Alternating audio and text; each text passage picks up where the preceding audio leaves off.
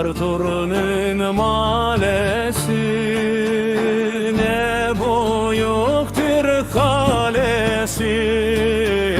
Port Artur'un malesi, ne büyüktür kalesi.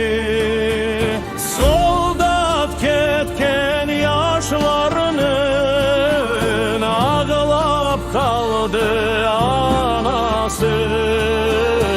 Ağlama annem, ağlama babam, belki çare bulunur.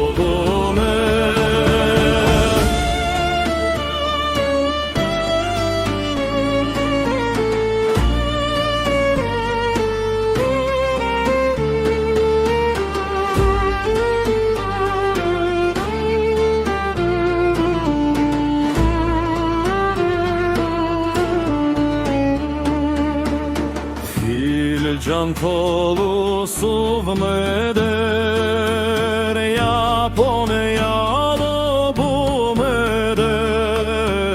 Filcan kolu suvmedir, Yaponyalı bu medir. Aman aman padişahım, yapacağım bu medir.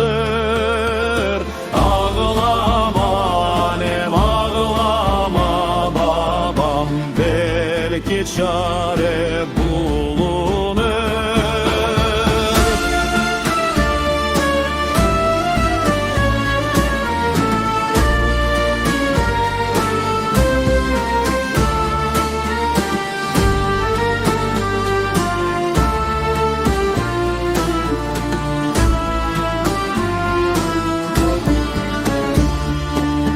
Selbike bir boyumu sağlap kaldı soyumuz.